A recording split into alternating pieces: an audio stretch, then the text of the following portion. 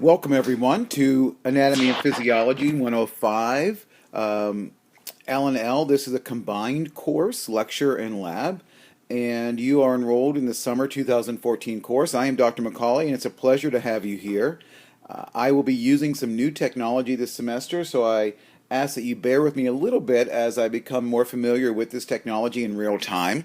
This lecture was intended to be recorded yesterday during lecture, but there was a technical snafu, and so I am re-recording what occurred Monday morning, the 12th of May, for your listening pleasure and your ability to record and go back and review the course material. Let me go over just a few things with you, starting with the syllabus, and let's go and take a look at the syllabus that you all have. And you will see on here my office hours and some other really critical, important information for you to know. The most important thing to know is my office here. Room 243C. It's just around the corner from the teaching labs, and it's a corner office. Now, I'm not spending a lot of time there. This summer, I am teaching both 105 and 106. I'm on campus from a little bit before noon until long after 10 o'clock each day, and you can always find me there in the hallway of the labs if you should have to reach me. The best way to get hold of me is via email. I'm not in my office enough, honestly, to answer the phone, and I'm often not checking those voicemails. So please make sure that you're emailing me at sean.macauley@muskegoncc.edu. This is the first semester of a two-semester sequence. Students will take both Biology 105 and Biology 106, and with those two courses, your classes will transfer or be eligible for the nursing or respiratory therapy programs here at the college. It is important that you have both classes on your transcript in order to transfer these to most schools. As far as required materials go, we're using a brand new textbook this semester. I'm really excited about this book. It's Martini et al., Visual Anatomy and Physiology, 2nd edition. This book is brand new off the press. The first edition was very impressive, and they've upgraded it to a point where I was ready to take it on for you as students. I know it's quite an investment financially, but keep in mind this is a two-semester sequence, and next semester you'll have very, very little to purchase for Biology 106. In your bundle that you buy in the bookstore, you will get your textbook, Anatomy and Physiology, 2nd edition, and then you will also get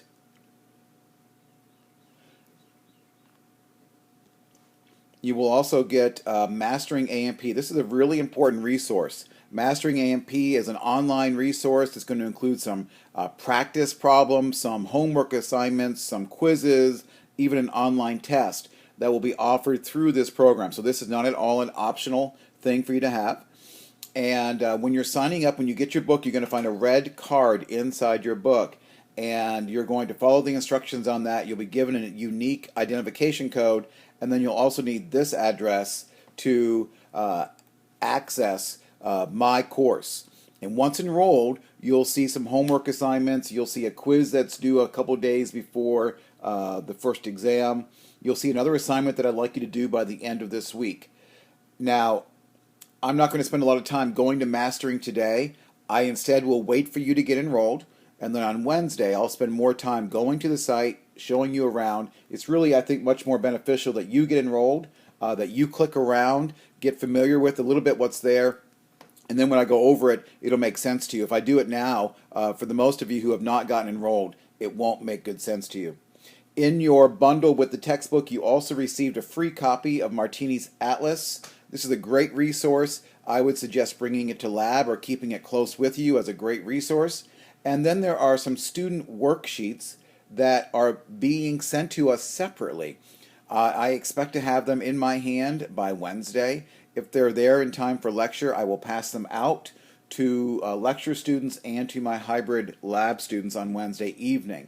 If they don't get here until next week, I'll pass them out next week.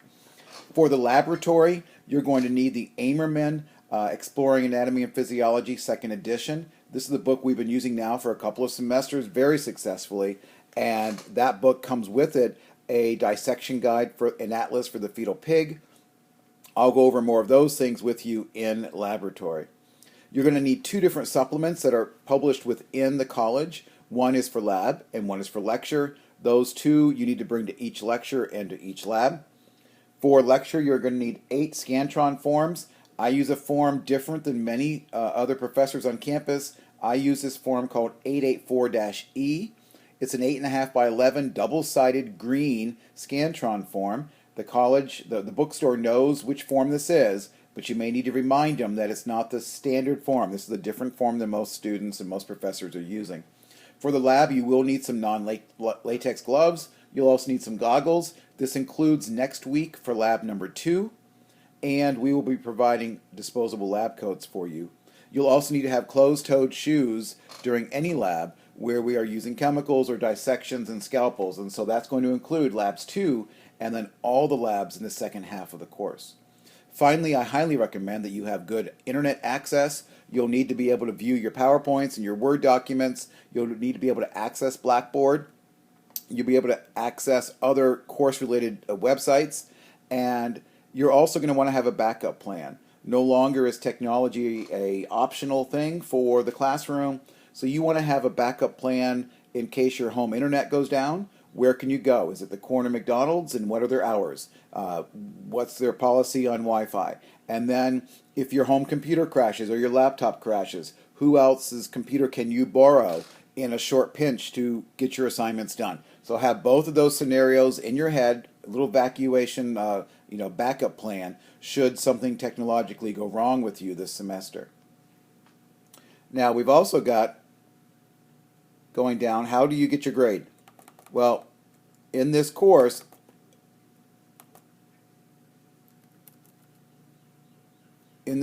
Biology 105, you're going to want to look at this 1,000 points that are available for you to earn in the course. Hold on as I figure out what I got to do here. There we go. So there's 1,000 points in the course, and the key is to get as many points as you can. Don't let points go by you without earning them, working toward them. So there are going to be 6 lecture exams. Each of those will go into the grade book as a total of 80 points each. There'll be 6 online quizzes. Each of those quizzes will be online. They will be offered through Mastering, which is the online resource, and that is going to allow you to be better prepared for the exams. Each of those is worth 10 points. There will be a take-home exam in the course. There's a diagnostic quiz called My Readiness Test. I've already posted those instructions for you. Please go on and do that within the first week. You don't even have to have your Mastering account or even have purchased your textbook in order to do that diagnostic quiz. I've already sent instructions via Blackboard on the announcements that give you the codes necessary to go ahead and take that quiz. That is a timed quiz. You have 1 hour to do 70 questions. You do it just once. You don't study for it. Just go on and make sure that you've dedicated up to an hour of time to complete that to the very best of your abilities. That will count as a grade for you. There will be a short research paper that I'll describe later in the course. There will be every chapter, there will be some assignments, Mastering A&P assignments. These will, at the end of the course, give you 30 points. Now, to get those 30 points, you'll have to do all of the assignments and earn at least 80% mastery on each of those assignments. If you're doing all the assignments and getting 80% or better, you will get all 30 points at the end of the semester. If, however, you do not do all the assignments or you do not do them to 80% mastery, then you will not receive all 30 points. And those points will not go into your grade until the very, very end. And there's nothing more than I hate to hear the gnashing of teeth and tears when I tell somebody, well, you're no longer going to pass the course because you didn't do the mastering assignments. Not only did you not do the assignments to help you do better on the test, but now you're going to lose points. Now, 30 points is the same as 3% of your overall grade. And 3% makes a really big difference when you're teetering between 2 grades. When you get to the labs, there'll be 11 lab quizzes each week. There'll be a lab quiz. Each is worth 5 points. There's also a pre-lab assignment due with each quiz, or with each lab. There are 11 of those. Only 10 of them will go into the grade book. If you attend all 11 labs, which I hope you will, and do all 11 pre-labs, you'll actually get bonus points put into your point kitty. There will be two assignments, PAL assignments. These are practice anatomy lab assignments. Again, they're through mastering that you'll do in preparation of each of the two large lab practical exams, and you'll hear more about those in lab. Right below it, we have just some of the details that are going on as far as some of these different assessments.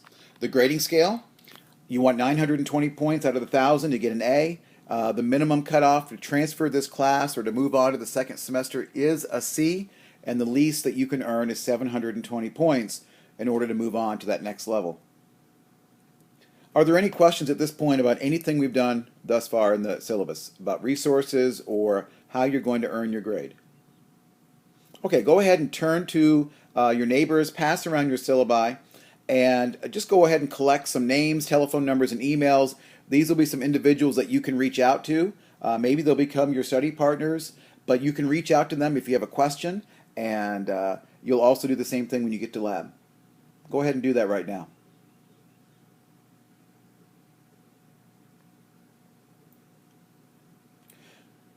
Now, I'll go over the laboratory requirements when we get to lab.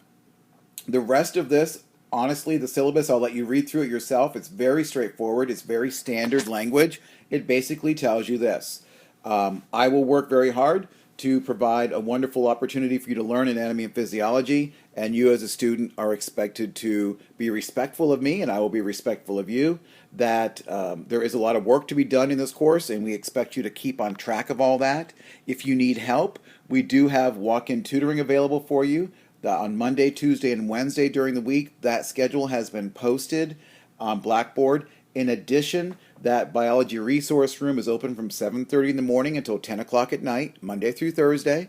You're welcome to walk in there at any point. We've got models, microscopes, extra resources, everything you would ever want to study, either as an individual or in a small group, is available for you there. If you feel like you need even more help, you can do one-on-one tutoring. Contact the tutoring center, room 204, to arrange for that. If you're thinking about needing a tutor, do not wait until the week or the night before the exam to reach out for that help. It will take at least a week to get that established. So if you think you're going to want a tutor, now is the time to get that set up. We are an accredited program, and you do want to check your MCC email often, as that is the way that I will be communicating with you through announcements and through emails. Student behavior, I've never really had a problem with this, and I expect that you will be respectful of me, and I will be of you as well. When it comes to integrity, occasionally I have a student who thinks that they're smarter than I am, or that they think they need to cheat to be successful in the course. I assure you that that's not the way life works, and if you are caught cheating or plagiarizing, you will be given a failing grade both on the assignment and in the course. So please, if you have any question about plagiarism, ask me, and if you think you want to cheat, please don't. It's really not worth the risk, and you need to learn this material. The anatomy and physiology material you will learn in this course is the foundation of all of your future courses. Most of you are going into nursing, respiratory therapy, physical therapy, occupational therapy, imaging or diagnostics, dental hygiene, medical school, and all of these fields are going to require that you have a firm foundation of A&P. So this is not something that's optional. You need to know this well. And I'll let you just go ahead and read through the rest of the syllabus. Again, check your Blackboard site often, check those announcements. When it comes to attendance, I will not be giving you points or taking attendance in the lecture. I will, however, fully expect you to be in lab, and I'll go over those expectations with you when you get there. If you are a student with a documented disability, visual, hearing, emotional, any sort of issue that has in the past caused you difficulty in your learning, we do have a wonderful Office of Special Services. It's in room 101. If you know that you would be eligible for something like that, maybe you were in high school or you have been here in the past or another college, or you think you might be eligible for some special services, please do not hesitate to contact them. They will communicate with me the kinds of accommodations that are appropriate, and that will just be taken care of seamlessly. So please check that out if you have any questions about that. Finally, let's take a look at the course schedule. On the left-hand side is everything to do with lecture. On the right-hand side is the lab schedule. I'll go over the lab schedule in lab, but you'll see going down along the left-hand side.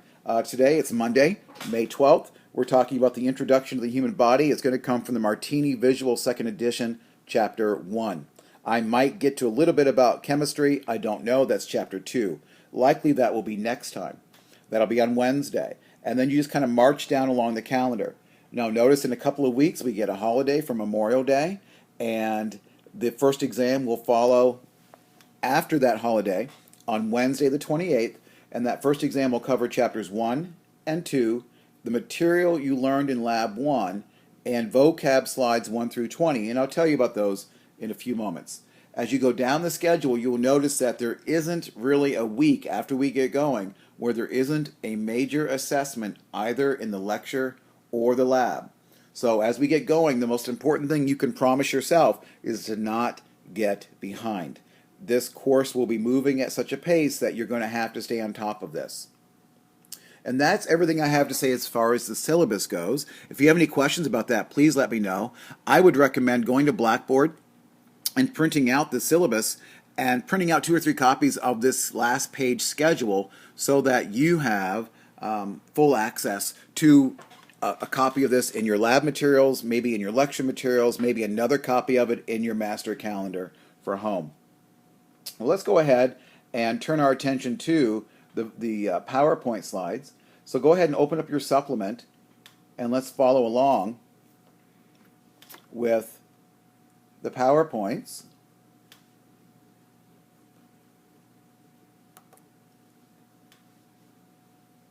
So here we are. It is summer 2014, and again, this is Anatomy and Physiology.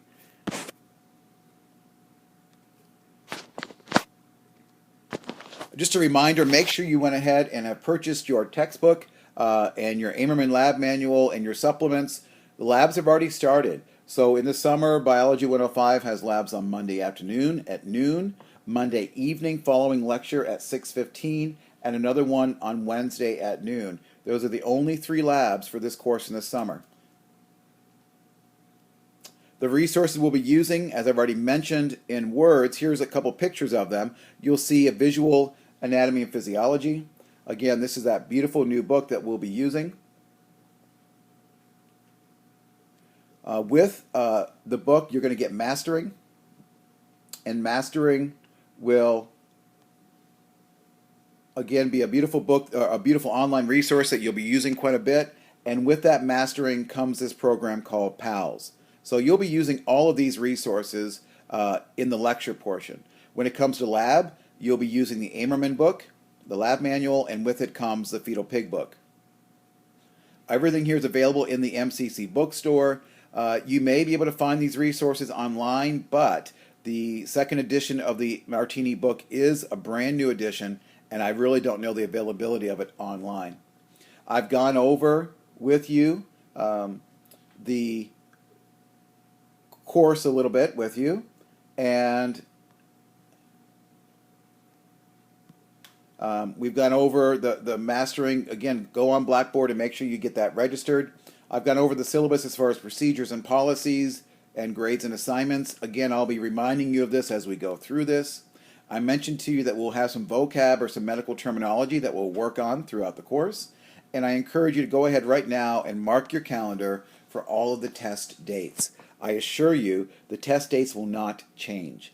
If anything changes, it will be the content on the exams, but the test dates are set. Unless there's a tornado or something that comes through town, we will have exams on those days.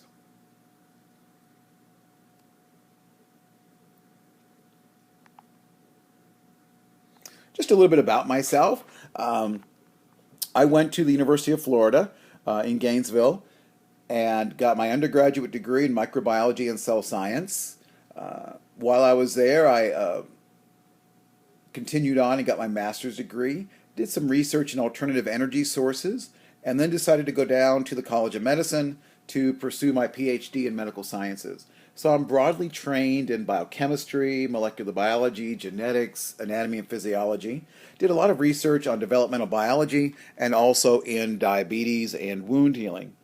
My first faculty position was at Washington State University in Spokane, where I was in the Department of Genetics and Cell Biology, and also at the Health Research and Education Center. There I established my own research lab and was teaching classes. My wife was called to the University of Alabama in Tuscaloosa. While I was getting my PhD, she also was receiving her doctorate. She has her PhD in speech pathology with a minor PhD in neuropsychology. So she went down to the University of Alabama, or we went down to the University of Alabama in Tuscaloosa. So we were cheering for Roll Tide for a while. And then I was called over to Oklahoma Wesleyan. And then finally, my wife was called up to Grand Rapids for a position at Calvin College to help them establish their master's program in speech pathology. After about 3 years at Calvin, she switched over to Grand Valley State University, where she's now in the speech pathology program and is a coordinator of the graduate program. In fact, some of you may be considering going into speech pathology, and if you haven't, you should look at that. It's a wonderful profession. We have 5 great kids, one in kindergarten, one in 6th grade, one in high school, one in college finishing her associates here at the college, and one finishing the nursing program this semester as well. So I understand busy households, and I understand that you also may be very, very busy with your children, with your careers, and with family, and somehow through all that you're going to find time to study anatomy and physiology. So I completely respect your decision to do that. And I'm here to really help you. I enjoy this material. I enjoy working with students, and I hope that you'll feel that passion and that you will take advantage of my expertise as well as we go through this course. So I have a lot of students who are coming back to school, some of whom have not been in school for quite a while. And they ask me, Dr. Macauley, how can I really get ready for this course? I haven't taken a biology course in 10 years, 5 years, 2 years, 20 years, and I'm really wondering, what would you suggest? Well, I have a series of survival skills here that I honestly don't remember where I got these slides. I've been using these for quite a while. I'm not going to read these all the way through to you, but I do encourage you just to look at these slides. Ask yourself, what can you remind yourself about? What are some things you might try to do this semester to be successful? The number one thing is just come to class.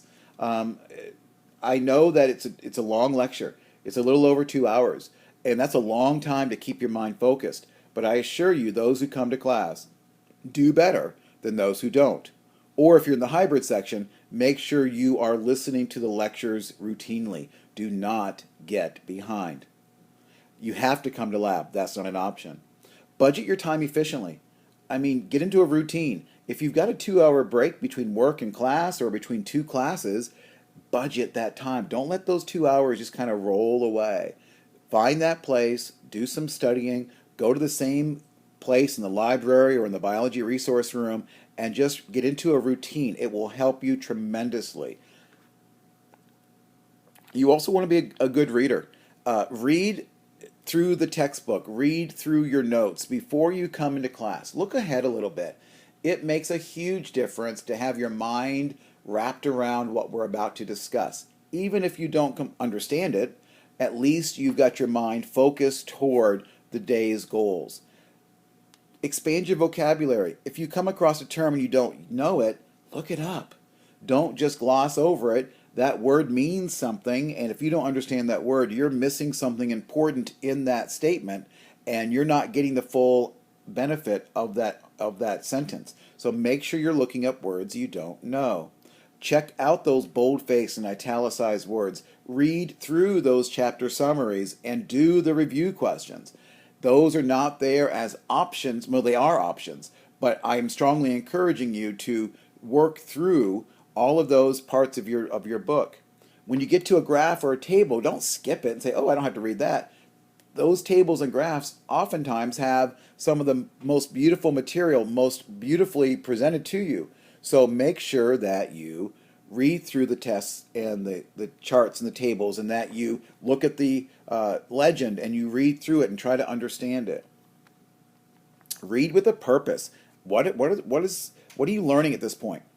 Number 4, be an active listener. If I say it 4 times, it must be important. Listen to what I'm saying. What am I not saying? What's important? What isn't important? I assure you that what I will test you on will be the things that I have verbalized in class. So if I haven't verbalized it, you don't have to spend too much time worrying about it. I assure you of that.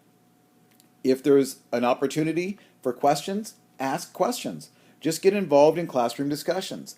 If it gets too crazy, I'll pull it back and we'll keep moving and we can discuss it at another time. But do feel free to ask questions.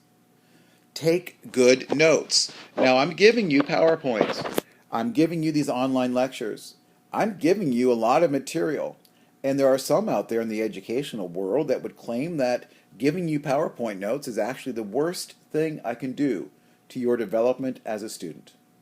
Because I've already done all the work. I've already integrated the pictures and the information, and that's the work that you also need to be doing. Don't become lazy. Don't just read through the PowerPoint notes and think you're going to get away with that being enough. You're going to have to actually break this information down, think about it, and process it to be successful. So listen for keywords. It's like the Bible. If I say it 2 or 3 times, it must be important. You're not going to have time to recopy your lecture notes, but I do encourage you to do this. Make sure before your head hits the pillow, the day of a lecture, that you have gone over your notes. It's amazing how much more information you will remember and how many new synapses and memory connections will be made if you'll look over your notes the night or before you go to bed the day of a lecture. I know that's not always possible. Even 15 minutes of reviewing your notes the same day will be more beneficial than waiting until the next day. Form a study group. Huge. Maybe the people you meet in lab will be great because they have some of your same scheduling. Work with other individuals. Ask yourself how to study. I know I did not have this figured out completely until I was well into my years of college. Exactly how do I learn best? And you need to continue to experiment with different methodologies. Watch what other students are doing. See what they're doing. Try it. See if it doesn't help you be even more successful. And if something's not working, let it go. Let it go. Einstein, I think, was credited with saying, if we do the same thing over and over and expect a different outcome, then we might be insane.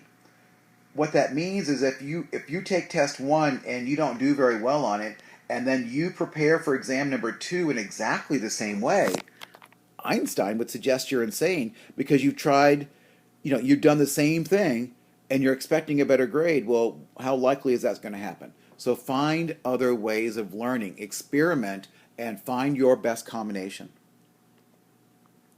Preparing for exams, it's not something you cram for. Do not wait for the night before. You want to take breaks. You want to break up your studying time. Study for 15, 20, 30 minutes max. Take a break.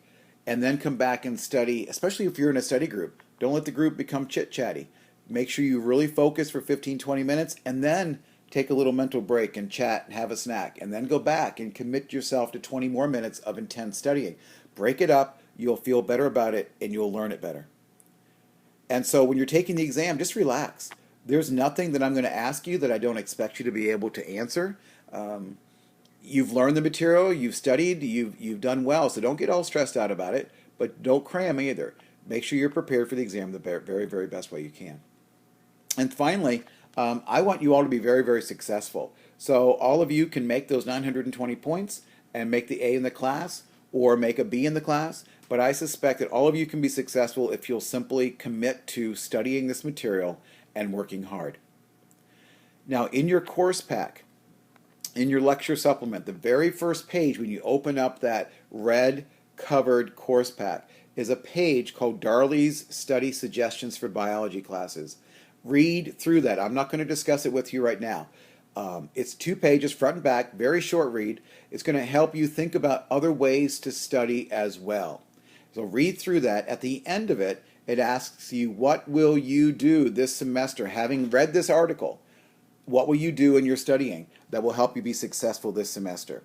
I will ask you a question about that, or 2, on the first exam. So please read through that Darley page. It's the first page in your lecture supplement.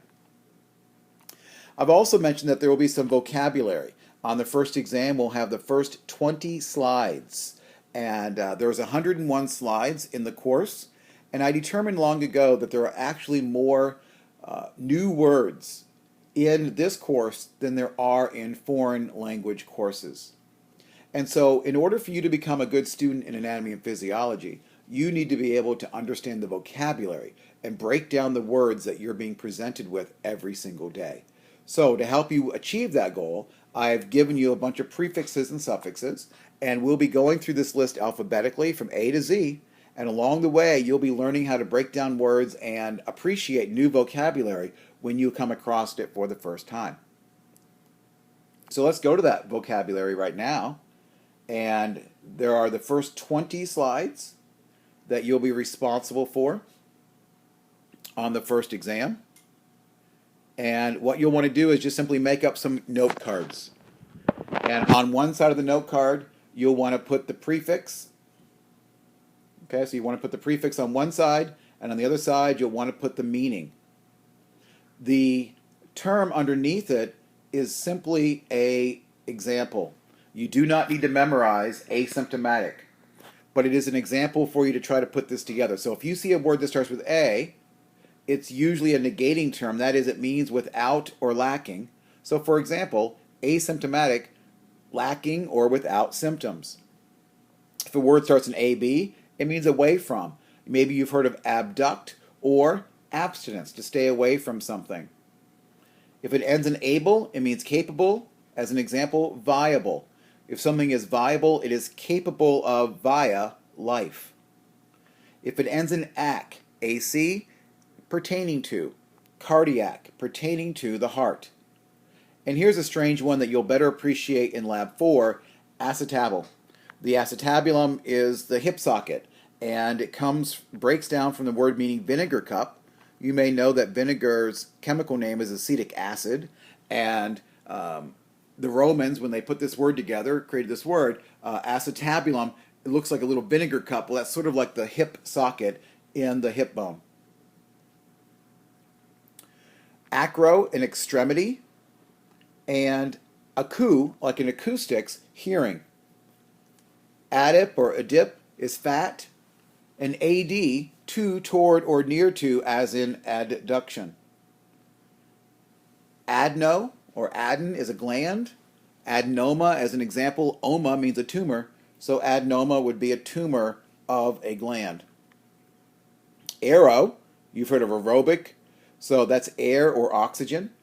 If it ends in al, it's like ac, it means pertaining to. AF, toward, afferent, we'll see that word a lot later on in the course. And albi, meaning white. Think albino. Albinuria would be a very pale or white urine.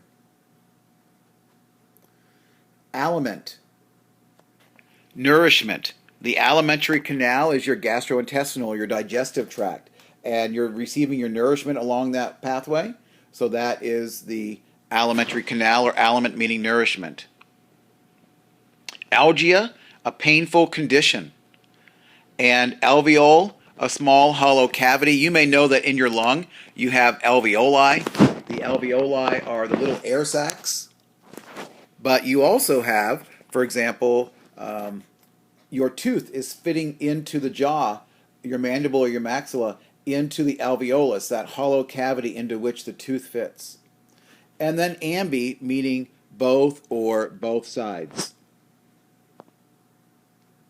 How will I quiz you on this? Well, for example, I might on the exam say, what would ambialgia mean? You will have already made up some note cards. You will know that ambi means both sides and that algia means painful condition. And I'll simply put these words in new combinations that perhaps you've never seen before. So I would say for 2 points, what is ambialgia? And you with great confidence would say, oh, that's easy. That means I have pain on both sides. And so that's how I will quiz you on the vocab. I'll help you with that as we go through this.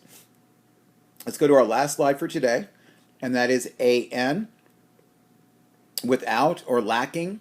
So again, it's like a, it's a negating term. Andro, male. The androgens are a group of male hormones.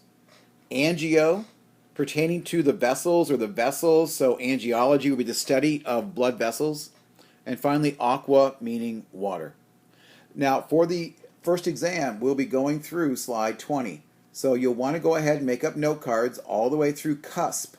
You don't have to wait for me to go over these, but just know that the first exam will cover through cusp, A through cusp.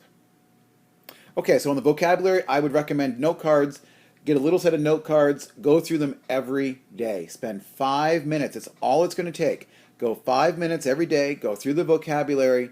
When you get to the exam, you're not stressing about or cramming for this vocabulary. It's something you already know. It's something you already feel comfortable with.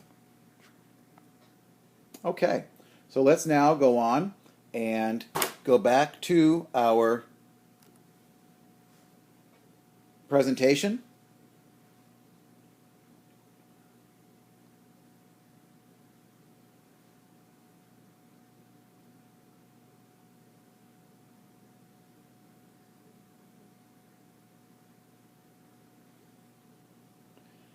And let's go back down to where we were and actually get started with the actual content.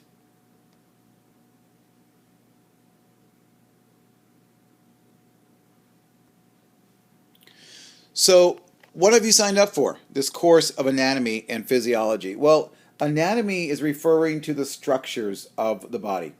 It comes from the Greek word meaning to cut up or to cut open, and that's exactly how we have historically learned about the human body. We have done dissections. We have cut up the body to examine its pieces and parts, and then come up with some really creative names sometimes to name those parts. And you'll be learning a lot of those parts this semester. But you really can't talk about anatomy without also talking about physiology, and that is, how do all these pieces and parts go together? How do they work together? How do they function? So if you were describing a bicycle, you might describe the handlebars and the spokes and the wheels and the seat and the brake. Those would be the anatomical parts of the bicycle. But then, does that really tell you what the bicycle does unless you also describe how all the gears and how the brakes and how everything works together in making the bicycle move? And so that's the physiology part. In this course, we'll be learning a lot of pieces and parts, a lot of anatomy, and then we'll also be discovering how they go together to create function. In the second semester course, we'll learn some more anatomy and dive in much deeper into the physiology. Your body's broken up into 11 different body or organ systems, and we'll be studying all 11 of those. In fact, we'll be studying 12 systems this semester, because when you consider both female and male reproductive systems, we have 12 systems to study. It's really difficult to completely separate anatomy from physiology. So structure and function are always connected, or another way of thinking about it, form is related to function. Every one of the bones in your body has a different shape and a different size because it has a different job to do. So form and function go together. Now, I will not quiz you directly on this historical lesson, but I want you to appreciate that human anatomy has been a fascinating field for centuries. And there's historical records of people making beautiful drawings and describing the human body. And some of that early writings was by Aristotle. You may have heard of Aristotle from a different viewpoint, but he wrote a short book of parts of animals. It's a book I remember reading in high school. And in that book, he argued that complex structures like you and me are built up from smaller, more simple components. And we know that to be true, but he was the first to articulate that idea. Herophilus, also of antiquity, did a lot of public dissections. Can you imagine in the heat of Greece doing a public dissection? I can just imagine the insects and the gore and the blood and the odor. But through that process, much was learned about you and me. Now, come along, there was a Greek-born physician, Galen. He also did a lot of anatomical work, but by the time we get to his time, public dissections and the dissection of humans was largely banned, thought to be immoral or unethical, and so most anatomy was now based upon animals. Well, as you'll see when we get to the lab and the fetal pigs do a lot to help us understand mammalian anatomy. But fetal pigs are different than humans. They don't have an appendix. Fetal pigs don't have the same large intestine structure. So we can't depend completely upon animals to learn about human anatomy. Finally, we get to Da Vinci. Now we're in the Renaissance and the reawakening, if you will, and Da Vinci drew some beautiful drawings. You may have seen them. Here's the Vitruvian Man diagram in the upper right-hand corner. You don't have to go to this website, but it's a beautiful website of some of Da Vinci's drawings, and they're absolutely incredible. We then get up to Vesalius. He was considered the modern pioneer of cadaver dissection. By this point now, we're resuming autopsies and we're resuming dissections for medical education. And up to this day, most medical students are still going to go through a cadaver course with human cadavers in their learning of anatomy. So again, I'm not going to ask you specific questions about those individuals. I just want you to appreciate that anatomy has been an area of research and still is. You would think by now we understand everything, but there are still many functions of our body, certain cells, certain connections within our body that have not yet been completely elucidated. So we're still learning about our anatomy. Now, anatomy can be broken up into a couple of major areas: microscopic versus macroscopic.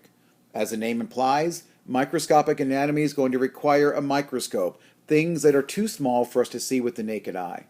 The two areas that we'll be dealing with this for microscopic anatomy will be cytology and histology.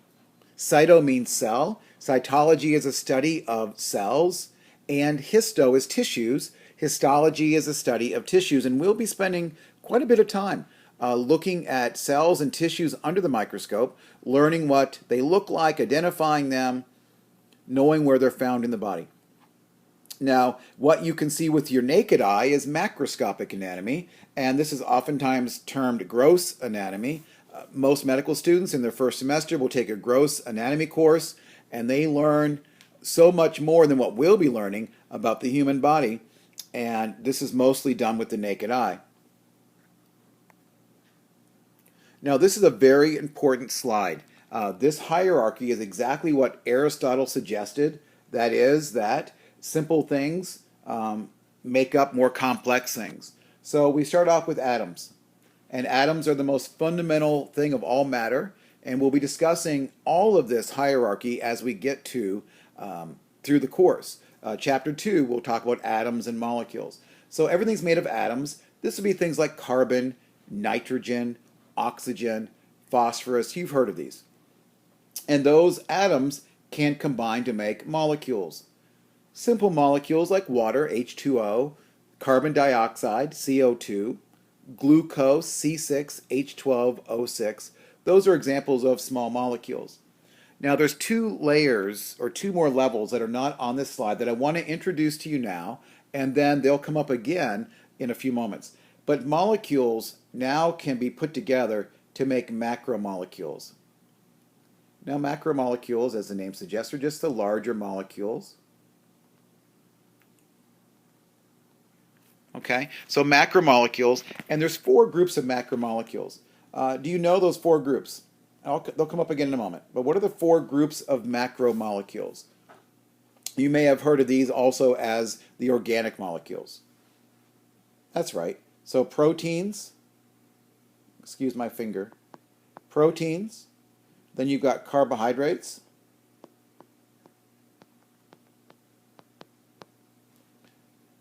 lipids. Now those are easy because we see all those in our food labels, don't we? We see the number of grams of proteins and carbs and lipids or fats on our food labels. What's the last group of macromolecules that we don't see on the food label but we certainly do consume? That's right, nucleic acids. And you know the nucleic acids as the DNA and RNA. So those are the 4 groups of macromolecules. Now, those 4 groups of macromolecules